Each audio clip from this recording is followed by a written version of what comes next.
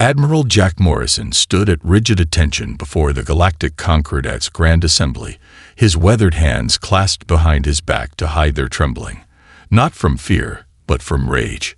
The massive chamber, with its sweeping crystalline architecture and floating gravity platforms, was designed to make lesser species feel small. Today, it was working. And what primitive propulsion system are the humans proposing now? The Vesuri ambassador, as Sith, slithered forward on his hover disk, his scales shimmering with bioluminescent mockery. Perhaps they've discovered how to tie their rockets to really big horses. Diplomatic laughter rippled through the chamber. Morrison kept his face neutral, though the muscle in his jaw twitched. The blueprints for Earth's latest Horizon-class destroyers lay spread across the presentation table, and Sith's drink, spilled with deliberate clumsiness, was seeping into the quantum engine schematics. "The design is sound," Morrison stated, his deep voice carrying the authority of 30 years in the United Earth Defense Fleet. "Our simulations show." Simulations. Sith's secondary arms waved dismissively, his primary one still holding the empty glass. "Tell me, Admiral, how many actual space battles has humanity fought? We Vesuri were conquering star systems when your species was still arguing about whether the Earth was flat." More laughter, darker this time. Morrison felt the strange markings on his forearm burn beneath his uniform sleeve. They'd appeared 3 weeks ago, like tattoos emerging from beneath his skin, and the doctors were baffled. He fought the urge to scratch them. "We stand by our designs," Morrison replied, remembering the Earth Council of Guardians' explicit instructions. "Let them underestimate us. Reveal nothing." "The Horizon class is a joke," Sith interrupted, sliding closer. His breath smelled of ozone and arrogance, like all human achievements. "You stumble upon FTL travel, probably by accident, and suddenly think you belong at the adults' table. What's that human word?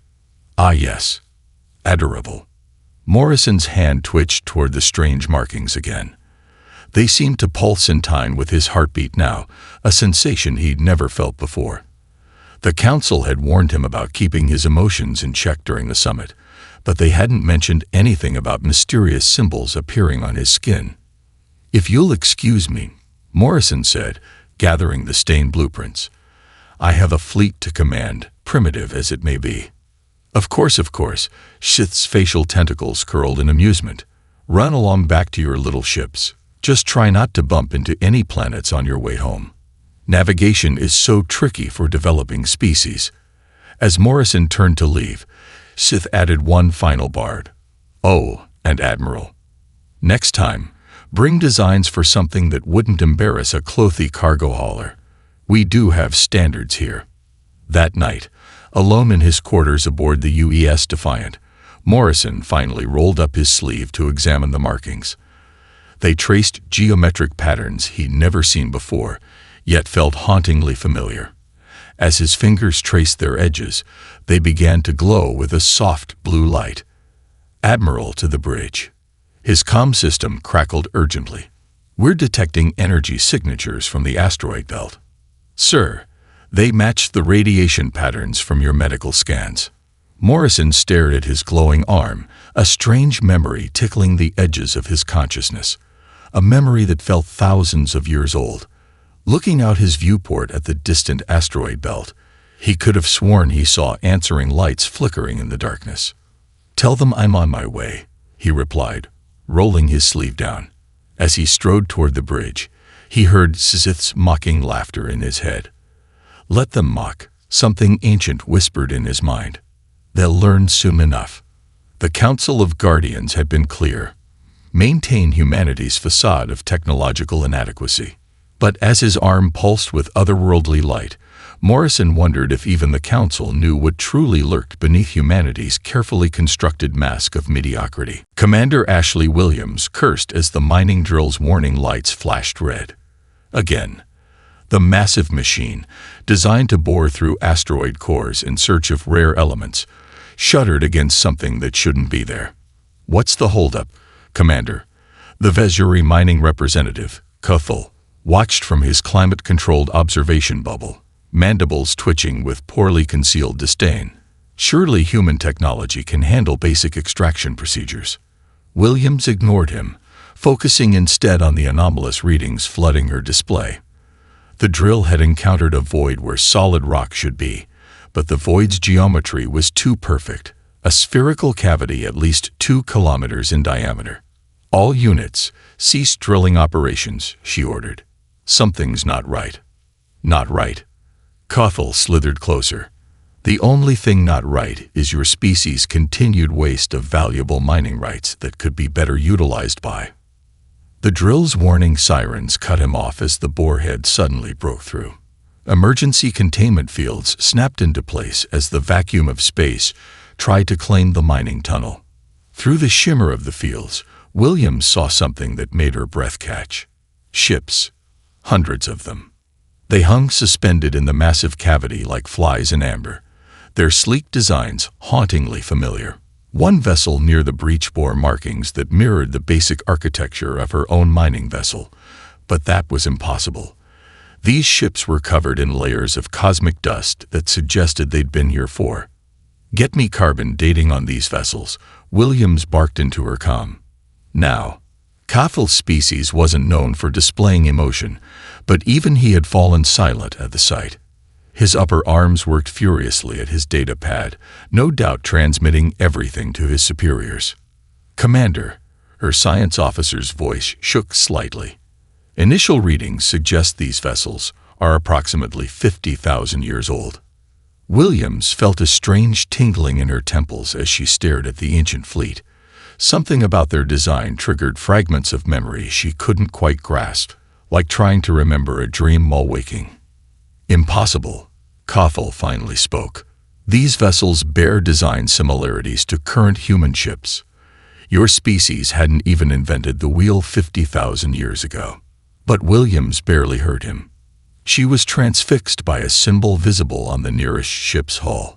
It matched exactly the mysterious pattern that had appeared on her shoulder 3 weeks ago, a pattern she'd kept hidden, fearing it might threaten her command if anyone knew. "Ma'am," her tactical officer cut in, "we're detecting minimal power signatures from within the cavity. Something's still active in there." Kothel's transmission pad chimed. "Interesting," he said, his voice suddenly silky. "The Vesuri Mining Corporation thanks you for this discovery, Commander. Our investigation teams will take it from here." "Like hell they will," Williams snapped back to the present. "This is a human operation in human-controlled space." For now, Kothel's mandibles clicked in what passed for a smile among his kind. "But I suspect the Concordat will be very interested in reviewing humanity's mining rights once they learn you've been concealing archaeological finds of this magnitude." Williams opened her mouth to respond but stopped as a new sensation washed over her. The marking on her shoulder burned, and with the pain came a certainty she couldn't explain. These ships weren't just similar to human designs, they were human designs. But that was impossible, wasn't it? "All units, secure the perimeter," she ordered. "No one enters that cavity without my direct authorization." Kothel's bubble drifted toward the exit. "Enjoy your authority while it lasts, Commander. My superiors are already dispatching our most advanced surveillance vessels. Whatever you're hiding here won't stay hidden for long." As the Vesuri representative departed, Williams turned back to the ancient fleet. In the distance, something pulsed with a faint blue light, the same color as the marking on her shoulder. And deep in her mind, like a radio signal finally coming into tune, she heard something calling. "Remember," it seemed to whisper. "Remember who you were. Remember who we all were." The real question was, did she want to remember? Commander Williams' boots echoed against the ancient deck plating as she led her team deeper into the mysterious vessel. Their helmet lights cut through millennia of undisturbed darkness, revealing corridors that seemed more artwork than spacecraft. Every curve and angle whispering of impossible advancement. "These control interfaces," Lieutenant Rodriguez muttered, running his scanner over a crystalline panel. "They're not just similar to ours.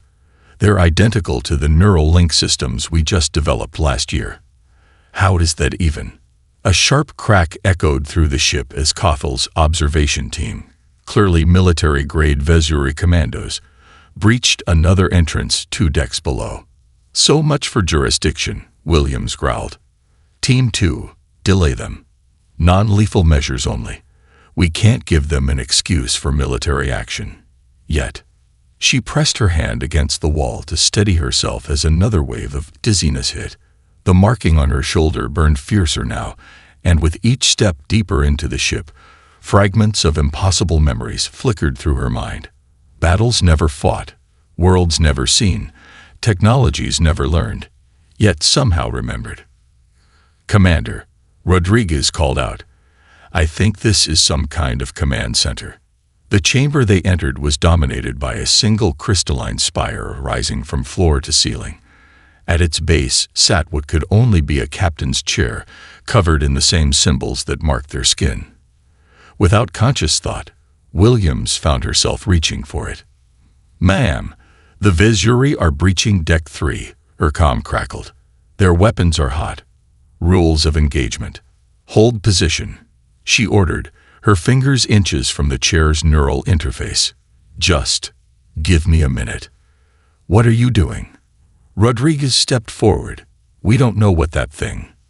William's hand touched the crystal. The world exploded into light. Across the solar system, every human being, from Mars colonies to Europa outposts, suddenly collapsed as their minds were flooded with the same vision. A massive exodus, a terrible enemy that fed on consciousness itself, and a desperate plan to hide in plain sight, burying their true nature so deep that even they would forget. The signal rippled outward at faster-than-light speeds, activating dormant beacons hidden in every human settlement. On Earth, the Council of Guardians received the transmission and began initiating protocols 50,000 years in the making. In orbit around Mars, Admiral Morrison watched his bridge crew recover from the shared vision, their eyes wide with the first fragments of restored memory. His tactical display lit up as the Vesuri flotilla, which had been shadowing them for weeks, suddenly powered up weapons. Sir, his XO whispered, I remember. I remember flying ships like this, but bigger, so much bigger. All hands to battle stations, Morrison ordered, his own memories crystallizing.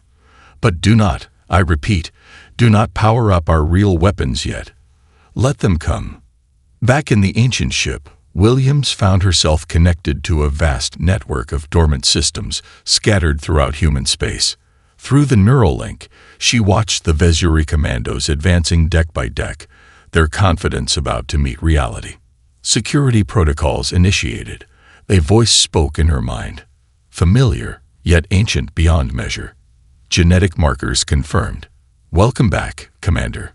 Shall we show our visitors why they should have heeded their ancestors' warnings about Earth? Williams smiled as the ship's systems hummed to life around her, responding to codes written into her very DNA. A quick neural command activated the defense grid, not the primitive shields the Vesuri expected, but quantum-locked barriers that could shrug off supernovas. All teams, fall back to secured positions, she ordered. Let's give our guests a little history lesson.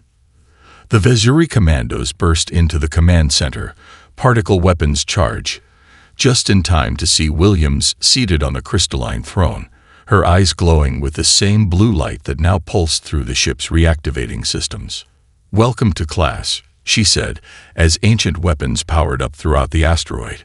Today's lesson, why humanity chose to forget our power, and why our enemies should have prayed we never remembered. The Vesuri ambassador, Sith, watched in barely concealed horror as Admiral Morrison's fleet executed a series of maneuvers that should have torn the ships apart.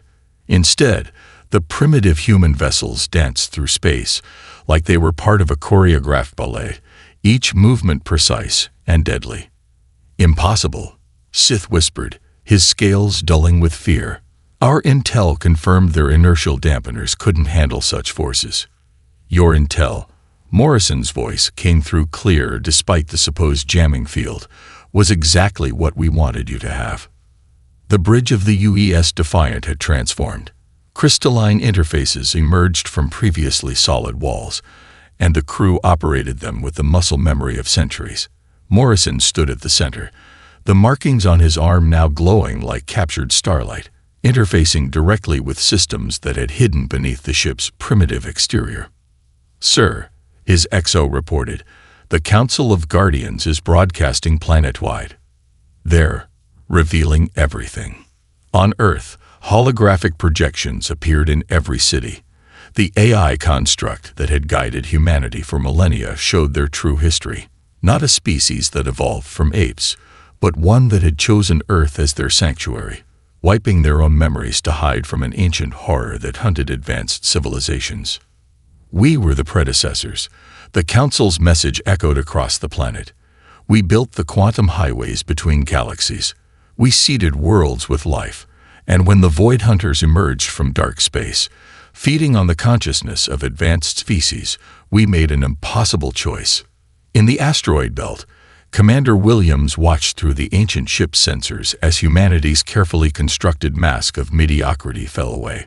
50,000 years of technological regression, reversed in hours as dormant genes activated, restoring knowledge buried in their very DNA.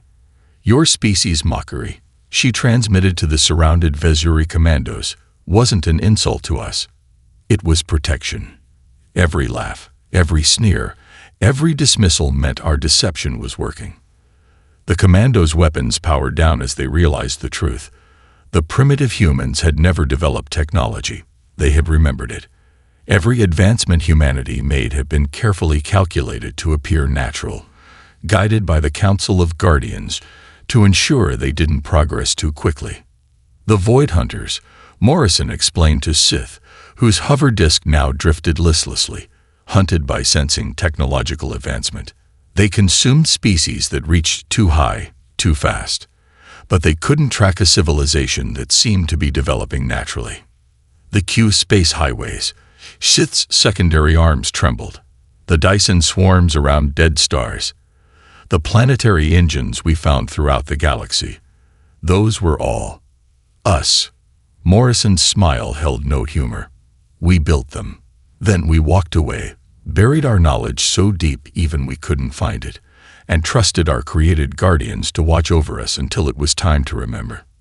Across the solar system, humanity's primitive technology revealed its true nature. Orbital platforms shed their disguises, revealing city-sized defense arrays. Mining installations transformed into fleet anchorages. Even the moon itself began to shift, its surface rippling as ancient machinery awakened. "Sir," Morrison's tactical officer called out, "we're detecting massive energy signatures from Earth. The planet, it's activating." Through the Defiant's viewing ports, they watched as great lines of light emerged from Earth's surface, forming geometric patterns that matched the marks on their skin. The entire planet had been a disguise, a shield hiding the true scope of humanity's preparation for this moment.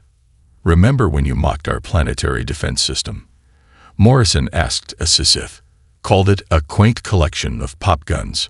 The ambassador's facial tentacles writhed as Earth's true defense grid activated, layers of quantum-locked barriers and reality-bending weapons platforms emerging from dimensional pockets around the planet.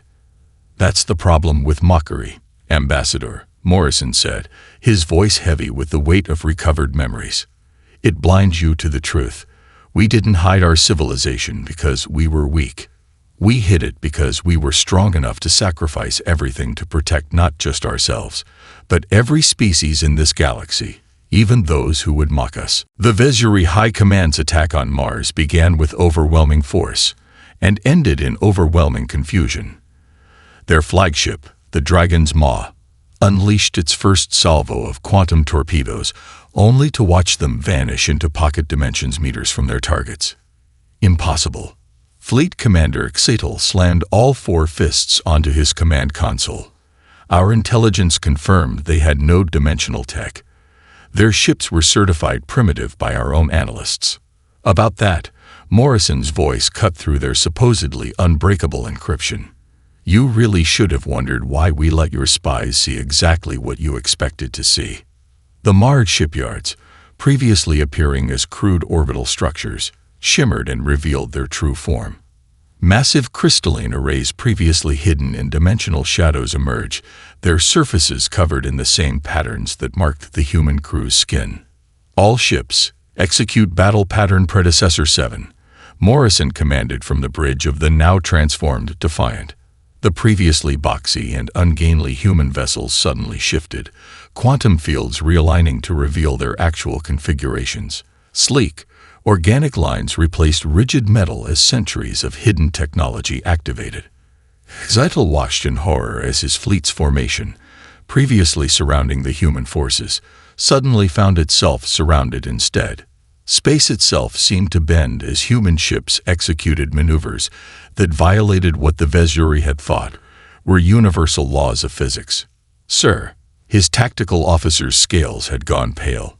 Their weapons, they're not targeting our shields. They're targeting the space around our ships. Morrison allowed himself a grim smile as the first phase of the counterattack began. Humanity's weapons weren't designed to destroy ships. They were designed to rewrite local physics. Zytel's fleet found itself trapped in bubbles of altered spacetime, their superior technology suddenly operating under different fundamental constants. "You know what the funny thing is?" Morrison transmitted. "We actually loved your mockery. Every time you laughed at our primitive ships, every time you dismissed our technology as crude, you proved our deception was working. The Void Hunters couldn't find what everyone knew wasn't there." From her position in the ancient asteroid base, Commander Williams directed the next phase. The dormant fleet she'd discovered now hovered in attack formation. 50,000 years of hibernation ending as their quantum cores pulsed to life.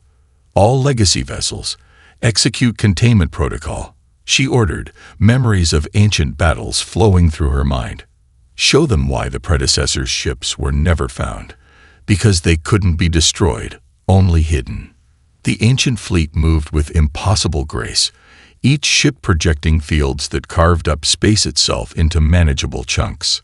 Zytel's vessels found themselves isolated, each one trapped in its own pocket of altered reality. "This is your only warning."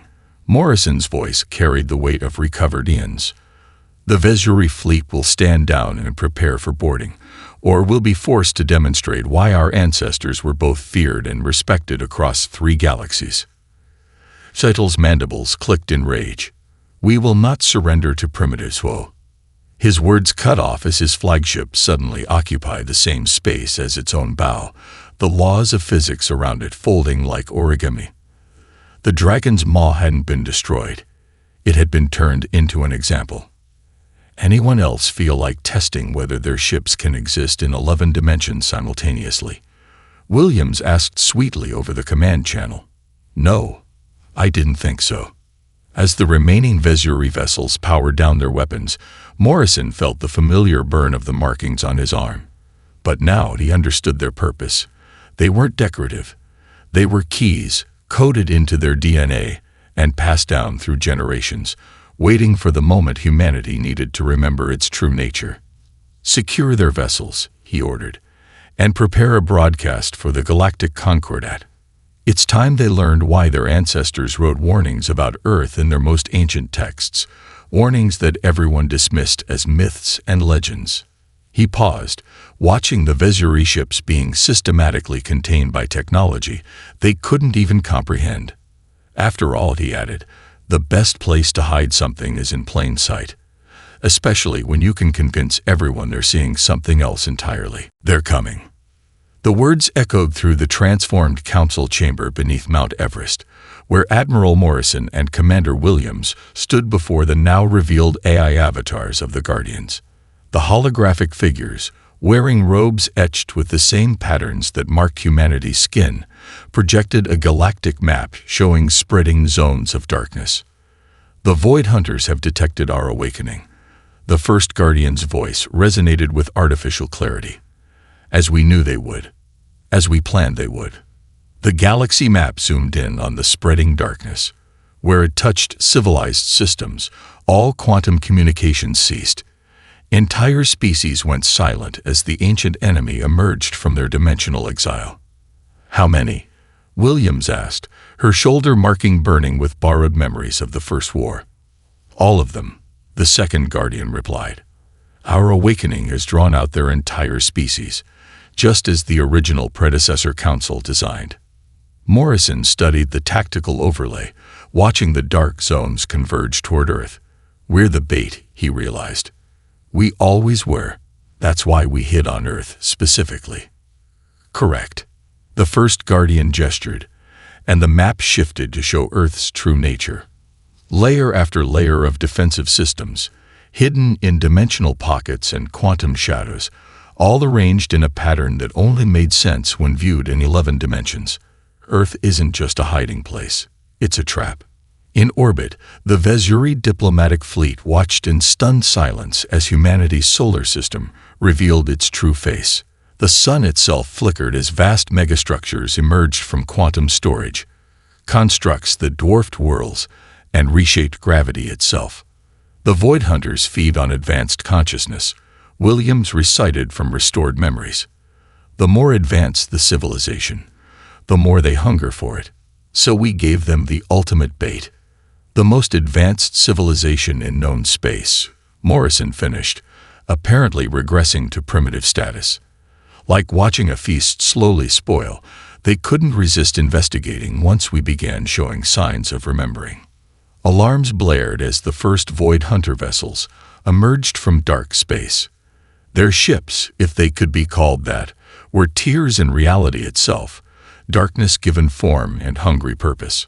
"All channels," Morrison ordered, his voice carrying to every human vessel.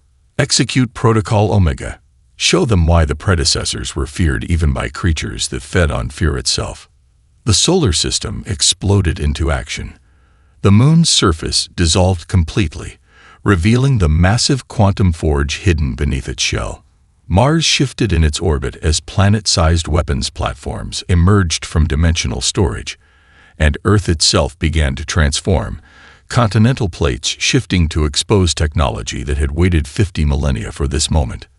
"The Vesuri ships," Williams noted, watching the diplomatic fleet panic.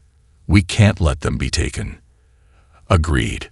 Morrison transmitted on their frequency. "Ambassador Sith, your vessels are about to enter Earth's defensive envelope. Do not, under any circumstances, attempt to flee. What you're about to see may terrify you, but remember, we hid our power not out of weakness, but to protect everyone, including you." The Void Hunters struck with reality-bending weapons, expecting to find primitive defenses. Instead, their attacks splashed against quantum shields that had been waiting since before humanity's self-imposed exile. "Signal from the Galactic Concordat," Williams reported.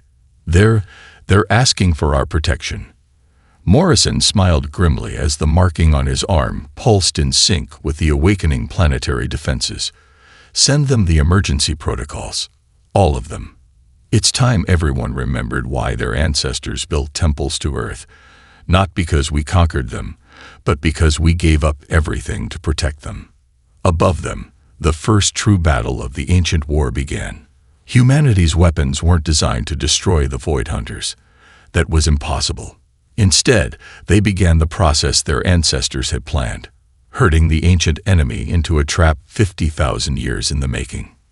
"Best part is," Williams said, watching the quantum grid activate, "they're so busy wondering how we hid all this, they haven't even asked why we chose to wake up now."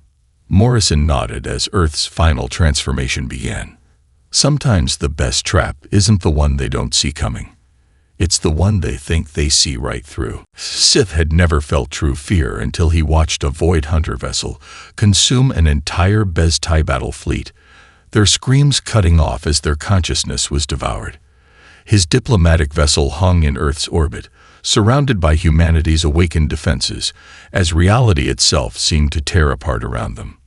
"This is why," Morrison's transmission carried a weight of ages. "This is why we chose to forget.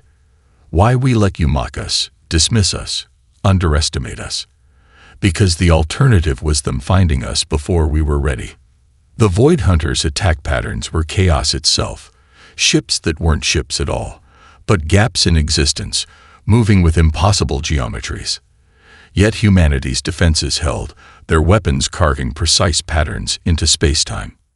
"They're in our government," Sith burst out, his scales rippling with terror. "The Void Hunters, they've had agents in the Concordat for centuries. Our High Administrator, she." "We know." William's voice cut in. "We've always known, just like we knew about the infiltrators in every major species leadership. We had to let them think they were watching us slowly remember, never realizing they were being positioned exactly where we needed them." Through the quantum-reinforced viewports, Sith watched Earth complete its transformation. The planet's surface had become a lattice of crystalline structures and energy fields, each bearing the same markings that adorned human skin. But it wasn't just a defensive array, it was a focusing lens. "Ambassador," Morrison addressed him directly, "you're about to witness why the predecessors were both feared and loved across the galaxy. Not because of our power, but because of how we chose to use it." The moon, now fully revealed as an ancient quantum forge, began channeling energy directly into Earth's crystalline matrix. The planet's orbit shifted slightly as reality bent around it, forming patterns that hurt to look at directly. "All human vessels," Morrison commanded, "execute final protocol. Show them what happens when you corner something that chose to be cornered." Humanity's ships moved in perfect synchronization, their formations creating geometric patterns that echoed the markings on their crew's skin. Each vessel projected quantum fields that intersected and amplified, creating a web of altered spacetime that began herding the Void Hunters toward Earth.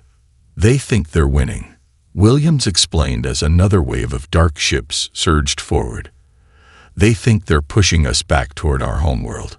They haven't realized that every retreat, every defensive action, has been choreographed for 50,000 years."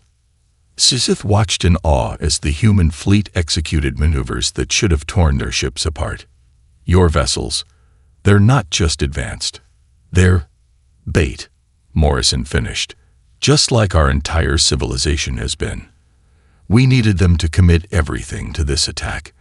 Every Void Hunter in existence, drawn by the prospect of consuming the consciousness of an awakened predecessor civilization.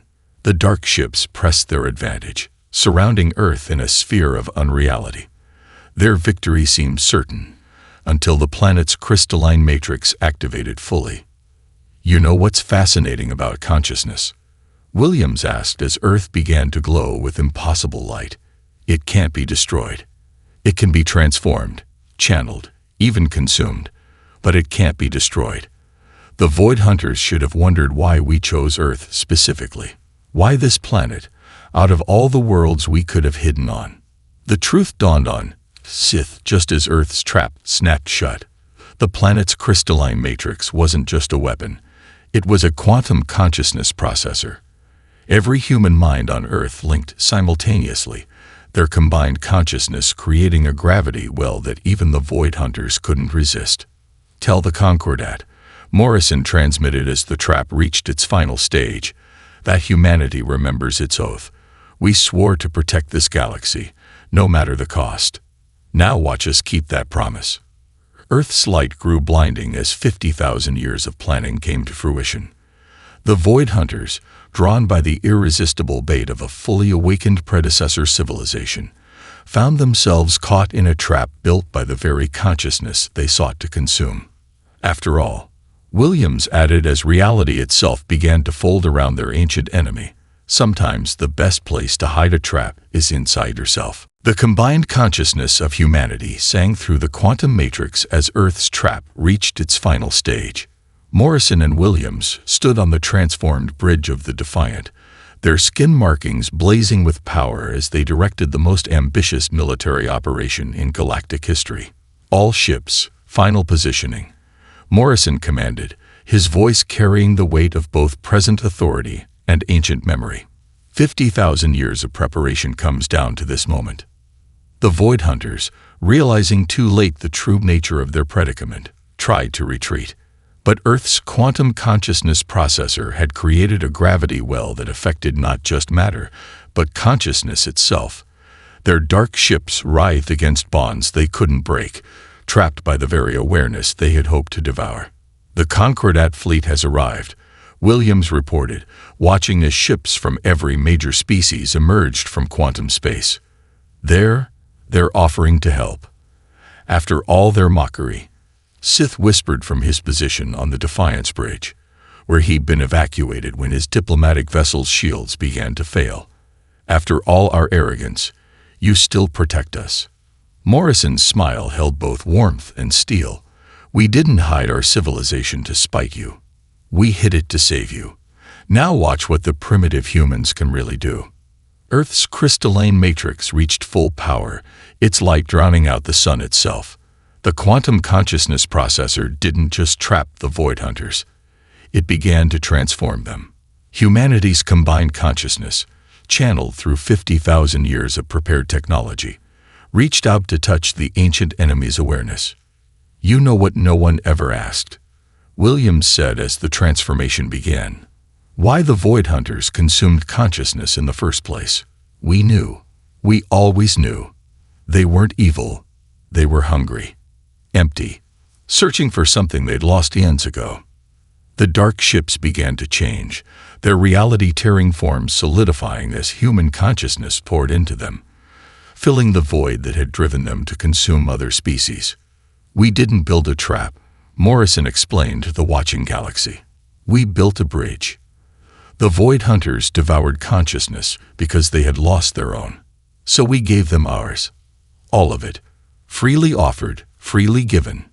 The marks on every human skin blazed as their combined consciousness flowed through Earth's processors, transformed by quantum mechanics that bordered on miracle, and into the ancient enemy's empty awareness.